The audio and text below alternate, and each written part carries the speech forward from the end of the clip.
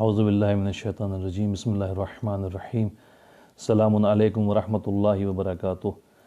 جیسا کہ آپ کو علم ہے، ہماری روزانہ کی گفتگو ہر دن کی دعا کے بارے میں ہے، جو ماہ رمضان المبارک سے مخصوص ہے اور معصومین نے جس کو بیان کیا ہے کہ روزانہ اس دعا کو پڑھا جائے، اور اس کا ترجمہ آپ حضرات تک دستیاب ہوتا ہے۔ الگ الگ مومنین آپ تک ترجمہ اس کا پہنچاتے ہیں۔ تو اسی دعا میں دیکھتے ہیں کہ آخر معصومین کیا فرمانا چاہتے ہیں۔ بہت ضروری ہے ہمیں دیکھنا کہ ہم کیا دعا کرنی ہے، ہم کیسے زندگی گزار رہے ہیں، ہم کر کیا رہے ہیں، ہمارا جو زندگی گزارنے کا طریقہ ہے وہ کیسا ہے، کس انداز سے ہم زندگی گزار رہے ہیں، معصومین کیا فرما رہے ہیں۔ اس دعا میں اس پر زیادہ توجہ دی گئی ہے۔ پہلی چیز جو اس دعا میں فرمائی گئی، اعوذ باللہ من الشیطان الرجیم، بسم اللہ الرحمن الرحیم، اللہم قونی فیہ علی اقامت امرک، پروردگار مجھے مضبوط کر دے۔ فیہ کا مطلب اس مہینے میں بھی ہو سکتا ہے اور اس دن میں بھی۔ ہر دن ایک خاص دعا معصوم نے بیان کی ہے، ہر چیز کے لیے کہا ہے اللہ سے سوال کیجیے، سوال کیجیے، سوال کیجیے، اس لیے کہ وَلَهُ مَقَالِدُ السَّمَاوَاتِ وَالْأَرْضِ، زمین و آسمان کی کنجیاں اسی کے ہاتھ میں ہیں، وہی دے سکتا ہے۔ اس لیے جو بھی چیز آپ کو چاہیے اس سے سوال کیجیے، اپنے اوپر تکیہ نہ کیجیے کہ میں کر لوں گا۔ محنت ہمیں کرنی ہے، سوال اس سے کرنا ہے۔ ہر چیز میں دعا جو روزانہ کی آپ دیکھیں تو آج کی دعا میں کہا معصوم نے، اللہم قونی فیہ علی اقامت امرک، پروردگار آج کے دن مجھے طاقت بخش، قوت عطا فرما۔ کس لیے؟ لِاقامت امرک، قوت کیوں ملے؟ تاکہ میں معاشرے میں بڑا آدمی بن جاؤں، لوگ میری تعظیم کریں، دو چار کو دبا لوں، دو چار کو دھمکا لوں، دو چار کے لیے سے کام نکلوا لوں۔ کیوں قوت دے؟ معصوم کی نگاہ میں کیوں قوت ملے انسان کو؟ علی اقامت امرک، تاکہ میں تیرے حکم کی تعمیل کر سکوں، اس لیے مجھے قوت دے تاکہ میں تیرے حکم کی تعمیل کر سکوں۔ اس کے علاوہ جس چیز کے لیے بھی ہم قوت مانگ رہے ہیں، اس کا مطلب یہ ہے کہ ہم معصوم کی راہ سے ہٹ چکے ہیں۔ جیسا کہ دعائے کمیل میں بھی ہے کہ بسم اللہ الرحمن الرحیم، قو علی خدمتک جوارحی۔ ہم دعائے کمیل کا ترجمہ دیکھیں اگر جو مومنین ہیں تو انہیں پتہ چل جائے، قو علی خدمتک، پروردگار اپنی خدمت کے لیے، جوارحی، میرے اعضاء و جوارح کو مضبوط کر دے، اعضاء و جوارح۔ اور اس میں کہا گیا قونی فیہ علی اقامت امرک، مجھے کس لیے طاقت عطا فرما؟ لِاقامت امرک، تاکہ میں تیرے حکم کو خود بھی انجام دوں اور دوسروں کو بھی کوشش کروں کہ وہ اس کو انجام دے۔ یہ ہے اصل قوت کا فلسفہ جو اللہ سے معصوم کہتے ہیں کہ ہمیں قوت عطا فرما۔ اور ہمارے یہاں ایک الگ فلسفہ ہے کہ ہم جب طاقت مل جاتی ہے تو معاشرے میں کیا کیا کام انجام دیتے ہیں۔ تو اسی لیے ماہ رمضان میں یہ دعائیں رکھی گئیں تاکہ ہم اللہ سے مانگیں، ہمیں پتہ چلے ہم کیوں مانگ رہے ہیں، کیا مانگ رہے ہیں۔ دوسری بات کی گئی، وَأَذِقْنِي فِيهِ حَلَاوَةَ ذِكْرِكَ، اور مجھے چکھا دے۔ ذائقہ کہتے ہیں چکھنے کو، ذوق مذاق اسی سے کہتے ہیں جو کسی کا مذاق کر رہے ہیں، یعنی مزہ لے رہے ہیں۔ وَأَذِقْنِي فِيهِ حَلَاوَةَ ذِكْرِكَ، پروردگار اس دن میں مجھے کیا کر، اپنے ذکر کی حلاوت عطا فرما۔ تیرا جو ذکر ہے، تیری یاد ہے، اس کی چاشنی مجھے چکھا دے۔ وَأَذِقْنِي فِي حَلَاوَةَ ذِكْرِكَ، مجھے اپنی ذکر کی، اپنی یاد کی چاشنی، جو مزہ ہے وہ چکھا دے۔ اس لیے کہ بہت سے لوگ پڑھتے ہیں دعا، پتہ چلا دعائے کمیل ہو رہی، قبلہ رخ بیٹھ کر ان کا رخ جو ہے کہیں اور کو ہے، سن رہے ہیں، آخر میں تھک گئے تو اٹھ کے چلے گئے، یا شوق سے کہتے ہیں کہ فلاں دعا پڑھیے، فلاں دعا پڑھیے، لیکن جب وقت آیا تو مزہ ہی نہیں آ رہا ہے دعا میں، دعا ہی نہیں مانگ رہے ہیں۔ ایک صاحب نے کہا کہ میں تو بھول ہی جاتا ہوں دعا مانگنا، لوگ کہتے ہیں التماس سے دعا، میں دعائیں مانگنا بھول جاتا ہوں۔ تو اذقنی فیہ حلاوۃ ذکرک، اپنے یاد کی حلاوت، محبت، چاشنی مجھے چکھا دے۔ اس لیے کہ جس کو اس کا مزہ آ گیا، علماء سے پوچھیے، آپ علماء بھی موجود ہیں اس میں، آپ کے بستی میں بھی ہوں گے، کہ جس کو اللہ کی یاد کا مزہ آ گیا، چاشنی آ گئی، اس کو پھر کہیں اور مزہ نہیں آتا ہے، پھر وہ تلاش کرتا رہتا ہے کہ یہ میرے ہاتھ سے اگر چلا گیا ہے تو پھر میں اسے کہاں سے ڈھونڈ کر لے کر آؤں۔ اور معصوم نے فرمایا ہر انسان اگر آپ دیکھیں، یہ توجہ کیجئے گا اس بات پر، تو ہر انسان کہتا ہے ہم تو بہت خوش ہیں الحمدللہ، ہمارے پاس گھر بھی ہے، گاڑی بھی ہے، نوکر چاکر بھی ہیں، صبح جاتے ہیں شام کو آتے ہیں، گاڑی صاف کرنے والا نوکر الگ ہے، گھر صاف کرنے والا نوکر الگ ہے، جن کی کھیتی ہے، جن کی زمین ہے کہتے ہیں ہمارے پاس 200 بیگھے زمین ہے، ہمیں کیا پریشانی ہے، سب چیزیں ہیں، اللہ تو ہمیں نعمتیں دے رہا ہے۔ کہا نہیں، معصوم کا ارشاد ہے کہ اللہ کسی کو اگر دور ہٹاتا ہے تو اس سے جلدی نعمتیں جلدی نہیں چھینتا ہے، بلکہ کیا کرتا ہے، اپنے یاد کی جو چاشنی ہے وہ اس کے دل سے نکال دیتا ہے۔ پھر بندہ اللہ کی بارگاہ میں پہنچتا تو ہے لیکن اسے مزہ نہیں آتا، نماز پڑھتا ہے مزہ نہیں آتا، دعا پڑھتا ہے مزہ نہیں آتا، دوسرے ذکر کرتا ہے، مناجات کرتا ہے، مزہ ہی نہیں آتا، تھوڑی دیر میں دل چاہتا ہے کہ یہاں سے بھاگ جائیں۔ سب کچھ ہے لیکن یہ اس لیے کہ یہ اللہ نے آپ کے گناہوں کی وجہ سے اللہ نے دور کر دیا۔ اسی کو دعا میں کہا گیا وَأَذِقْنِي فِي حَلَاوَةَ ذِكْرِكَ، پروردگار اپنے یاد کی حلاوت چاشنی مجھے چکھا دے، اس لیے کہ اگر ایک بار محبت ہو گئی، چاشنی اللہ کے ذکر کی، اللہ کی یاد کی دل میں آ گئی، قریب محسوس کر لیا، پھر انسان جلدی بھاگنے کی کوشش نہیں کرتا، چاہتا ہے یہیں پر رکا رہوں۔ یہ ایسی جو ہے وہ ذائقے دار چیز ہے یاد خدا۔ تیسرا جملہ کہا وَأَوْزِعْنِي فِيهِ لِأَدَاءِ شُكْرِكَ بِكَرَمِكَ، پروردگار مجھے آمادہ کر، کس چیز پر؟ لِأَدَاءِ شُكْرِكَ، تاکہ میں شکر تیرا ادا کر سکوں، بِكَرَمِكَ، تیرے کرم کے ذریعے سے۔ کس چیز پر آمادہ کر؟ اس چیز پر کہ میں تیرا شکر ادا کر سکوں۔ یہ ایک خاص موضوع ہے، شکر کس چیز پر ہے۔ بہت جلدی کیونکہ دامن وقت میں گنجائش نہیں ہوتی ہے، بہت جلدی مجھے معروضات آپ کی خدمت میں پہنچانے ہوتے ہیں، اور کوشش کرتا ہوں کہ قرآن مجید کی آیات کا استفادہ کیا جائے، اس لیے کہ یہ وہ مہینہ ہے جس میں جو قرآن مجید کے لیے بہار ہے۔ تو شکر کس چیز کا ہے؟ پروردگار مجھے شکر کے لیے آمادہ کر دے، سکھا دے، توفیق دے اپنے کرم کے ذریعے سے۔ شکر ہے کس چیز کا؟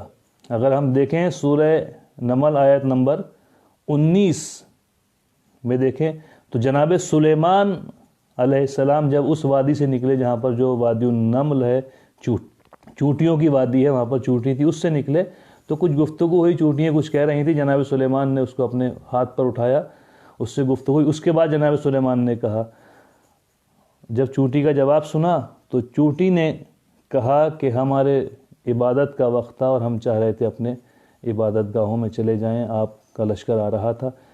فَتَبَسَّمَ ضَاحِكًا مِّن قَوْلِهَا، تو جناب سلیمان علیہ السلام سورہ نمل آیت نمبر 19، تبسم ضاحکاً، ایک تھوڑے سے مسکرائے، من قولها، اس کے چونٹی کے کہنے پر، اور پھر اس کے بعد کہتے ہیں رب اعوذنی، پروردگار مجھے آمادہ کر، یعنی میرے ذہن کو، میرے عمل کو اس سے دور نہ ہونے دینا، ان اشکر نعمتک التی انعمت علیہ، کہ میں تیری نعمت کا شکریہ ادا کروں۔ تو شکریہ کس چیز کا ہے؟ اللہ کی نعمت کا، جو بھی چیز اللہ نے ہمیں عطا کر رکھی ہے اس کا شکریہ ہے۔ جو بھی چیز اللہ نے ہمیں عطا کی ہے اس کا شکریہ ہے۔ جناب سلیمان علیہ السلام کہہ رہے ہیں پروردگار مجھے توفیق دے، اوزعنی یعنی میرے ذہن کو اس سے کہیں باہر نہ جانے دے، کس چیز سے؟ تیرے شکریہ سے۔ شکر کس چیز کا ہے؟ اللہ کی نعمت کا۔ انعمت علیہ، وہ نعمت ہے جو تو نے مجھے دی ہیں، وعلی والدیہ، اور جو میرے والدین کو تو نے نعمتیں دی ہیں اس کا میں شکر ادا کروں، اس لیے کہ میراث میں ملتی ہیں، چاہے شرافت ہو یا علم ہو، بہت سی چیزیں میراث میں ملتی ہیں انسان کو اپنے والدین سے، تو ان نعمات کا جو تو نے مجھے دی ہیں اس کا بھی شکریہ ادا کروں، ان نعمات کا جو والدین کو دی ہیں ان کا بھی شکریہ ادا کروں۔ کیوں؟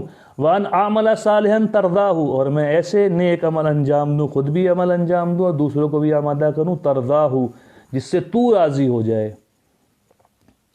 یہ ہے کہ پروردگار مجھے توفیق دے کہ میں تیرا شکر ادا کر سکوں۔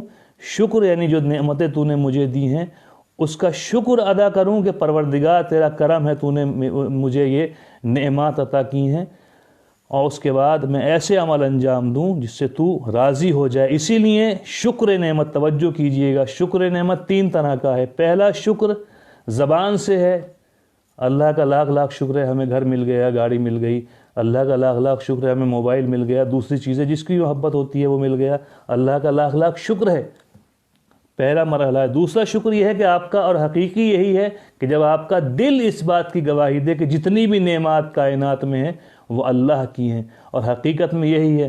قرآن نے کہا، قرآن مجید میں اگر دیکھیں سورہ احقاق میں جانے کے بعد، یا سورہ ابراہیم میں اگر دیکھیں ہم آیت نمبر 33 اور 34 میں، تو ارشاد ہوتا ہے وَسَخَّرَ لَكُمُ الشَّمْسَ وَالْقَمَرَ، شمس، سورج اور چاند ہم نے تمہارے لیے مسخر کر دی ہیں، دائبین جو ہمیشہ تمہاری خدمت کر رہے ہیں، وَسَخَّرَ لَكُمُ اللَّيْلَ وَالنَّهَارَ، زمین، دن اور رات تمہارے لیے مسخر کر دی ہیں، جیسے چاہو دن میں کام کرو، جیسے چاہو رات میں کام کرو۔ اس کے بعد کہا اور تمہیں ہر وہ چیز دی، وَآتَاكُم مِّن كُلِّ مَا سَأَلْتُمُوهُ، جو بھی تم نے سوال کیا ہم نے اس میں کچھ نہ کچھ تمہیں ضرور دیا ہے، وَإِن تَعُدُّوا نِعْمَتَ اللَّهِ لَا تُحْصُوهَا، اگر تم چاہو کہ اللہ کی نعمات کو گن لو، لا تحصوها، تو کبھی بھی اللہ کی نعمتوں کو گن نہیں سکتے۔ اگر تم اندازہ لگانا چاہو اللہ کی نعمتیں تمہارے ارد گرد کتنی ہیں، تو کبھی بھی اللہ کی نعمتیں تم گن نہیں سکتے، اتنی نعمتیں دی ہیں۔ اسی لیے کہا کہ اللہ کا شکر ادا کرو، یعنی پہلے زبان سے کہو کہ پروردگار جتنی نعمات تیری ہیں، پھر دل میں بھی یہ یقین ہے کہ پروردگار ہمارا کچھ نہیں ہے، تیرا دیا ہوا ہے۔ اور تیسرا سب سے بڑا کام جو شکر کا ہے وہ یہ ہے، جو سب سے بڑا شکر ہے وہ یہ ہے کہ ہم اللہ کی نعمتوں کو ویسے ہی استعمال کریں جیسے اس نے بتایا ہے۔ زبان سے ہم کہہ رہے ہیں نعمت اللہ کی ہے، لیکن استعمال کہیں اور بار کا کسی اور جگہ کر رہے ہیں، تو اس کا مطلب ہم زبانی دعویٰ کر رہے ہیں، عمل میں ہمارے وہ شکر نہیں آیا ہے۔ شکر جب عمل میں آتا ہے، زبان سے بھی یہ نعمتیں اللہ کی ہیں، پروردگار تیرا لاکھ لاکھ شکریہ، دل میں بھی یہی ہے کہ اللہ کی نعمتیں ہیں، اور اس کے ساتھ ساتھ عمل میں بھی اسی نعمتوں کو ویسے استعمال کر رہے ہیں۔ یہ ہے اصل فلسفہ کائنات کا، جو نعمتیں ہمیں اللہ نے عطا کی ہیں، ہم کہاں گزر رہے ہیں، کیسے زندگی گزار رہے ہیں، کس لمحے میں رہ رہے ہیں، کیا ہو رہا ہے، کچھ خبر نہیں ہے۔ وَأَوْزِعْنِي فِيهِ لِأَدَاءِ شُكْرِكَ، پروردگار مجھے باقی رکھ۔ اوزینی کا مطلب یہ ہے کہ میرا ذہن صرف اس چیز میں رہے کہ میں تیری نعمتوں کا شکریہ ادا کروں، نعمتوں سے گھرا ہوا ہوں۔ نوجوانوں سے گزارش ہے کہ اگر دن میں کچھ وقت ایسا نکالیں نماز کے بعد 4 منٹ 5 منٹ 2 منٹ کہ گنیں، سوچے کہ ہمارے ارد گرد اللہ کی کتنی نعمتیں ہیں، نعمتیں اپنے جسم میں دیکھیں اللہ کی کتنی نعمتیں ہیں، اطراف میں کتنی نعمتیں ہیں۔ کچھ نعمتیں ظاہری ہیں، کھانے پینے کی ہیں، کچھ نعمتیں باطنی ہیں، جیسے نعمت توحید ہے، نعمت نبوت ہے، نعمت ولایت ہے، نعمت امامت ہے۔ ان سب نعمتوں کو دیکھنے کے بعد پھر شکریہ اللہ کا ادا کریں کہ پروردگار اگر تو نہ ہوتا تو ہمیں یہ نہ ملتا۔ اس لیے کہ اگر ہمیں معلوم نہیں ہے تو ہم بھیڑ بکریوں کی طرح زندگی گزار رہے ہیں۔ جب ہمیں معلوم ہے کہ ہم نے کس نے ہمیں عطا کیا ہے تو اس وقت ہم کریں گے اللہ کا شکر، جو حقیقی شکر ہے۔ وَأَوْزِعْنِي، تیسرا جملہ اس کا دعا کا یہی ہے، وَأَوْزِعْنِي فِيهِ لِأَدَاءِ شُكْرِكَ بِكَرَمِكَ، اپنے کرم کی وجہ سے تجھے تیرے کرم کا واسطہ ہمیں توفیق دے، آمادہ کر کہ ہم تیرا شکر ادا کر سکیں۔ وَاحْفِظْنِي فِيهِ بِحِفْظِكَ وَسِتْرِكَ، یہ ایک اہم جملہ مسئلہ ہے، اگر آپ حضرات موجود ہیں سن رہے ہیں۔ وَاحْفِظْنِي فِيهِ، اور مجھے میری حفاظت فرما، بِحِفْظِكَ، اپنی حفاظت کے ذریعے سے، اپنی حفاظت کے ذریعے سے میری حفاظت فرما۔ اب آپ دیکھیں اللہ کی حفاظت کیا ہے، ہم آیت الکرسی میں پڑھتے ہیں، بہت سو کو یاد ہے، بہت سو کو رٹی ہوئی آیت الکرسی پڑھ لیجئے، اللہ کی حفاظت ہو جائے گی یقیناً۔ کلمات قرآن مجید کو پڑھنے کا بھی ثواب ہے، اس کا بھی اثر ہے، چاہے ہمیں پتہ ہو یا نہ ہو۔ تو آیت الکرسی میں کیا ہے؟ آیت الکرسی یاد بھی ہوگی، لیکن پوچھا جائے آیت نمبر کیا ہے تو معلوم نہیں ہوگا۔ آیت نمبر 255 سورہ بقرہ، سورہ نمبر 2 آیت نمبر 255، اس کے آخر میں وسع کرسیہ السماوات والارض، اس کی کرسی یعنی اس کا اقتدار، اس کی حکومت زمین و آسمان پر ہے، زمین سے لے کے آسمانوں تک ہے۔ ولا یعودہ حفظہما، لیکن اس کو محفوظ رکھنا، اس کی حفاظت کرنا اللہ کو جو ہے وہ پریشان نہیں کرتا، وہ تھکتا نہیں ہے۔ وہو العلی العظیم، وہ بلند ہے، عظمت والا ہے۔ تو یہ حفاظت کائنات کی، ہم سمجھتے ہیں کائنات ایسے ہی چل رہی ہے، صرف مادی نہیں، معنوی بھی ہے۔ اس کے پیچھے اگر آپ دیکھیں، کائنات کے ہر چیز کے پیچھے فرشتے لگے ہوئے ہیں۔ اگر آپ دیکھیں، غور کریں، سورہ انعام آیت نمبر 61 ارشاد ہوتا ہے وَهُوَ الْقَاهِرُ فَوْقَ عِبَادِهِ، پروردگار جو ہے اپنے بندوں پر پوری طرح سے قاہر ہے، یعنی پوری طرح سے قبضے میں ہیں بندے اس کے، کوئی بھی اس کی مرضی کے بغیر کوئی بھی چیز کائنات کے اندر ہل نہیں سکتی۔ وَيُرْسِلُ عَلَيْكُمْ حَفَظًا، اور تمہارے اوپر محافظ بھیجتا ہے، فرشتے ہیں جو تمہاری حفاظت کرتے ہیں۔ وَإِذْ جَاءَ أَحَدُكُمُ الْمَوْتُ، اور جب کسی کی موت آتی ہے تو توفته رسلنا، تو ہمارے جو ملائکہ ہیں وہ اس کی وفات کرتے ہیں، یعنی اس کی روح نکال لیتے ہیں۔ وَهُمْ لَا يُفَرِّطُونَ، اور وہ ہمارے حکم میں کوتاہی نہیں کرتے ہیں۔ سوال ہے آپ سے کہ کیا فرشتہ کسی دوسرے کی روح نکال سکتا ہے؟ نعوذ باللہ دھوکہ ہو سکتا ہے؟ قرآن تو کہہ رہا نہیں ہو سکتا، سورہ انعام آیت نمبر 61۔ وہ کوتاہی نہیں کرتے ہیں اور وہ تمہارے اوپر محافظ ہیں، گھر سے نکلو تو محافظ ہیں، باہر نکلو تو محافظ ہیں۔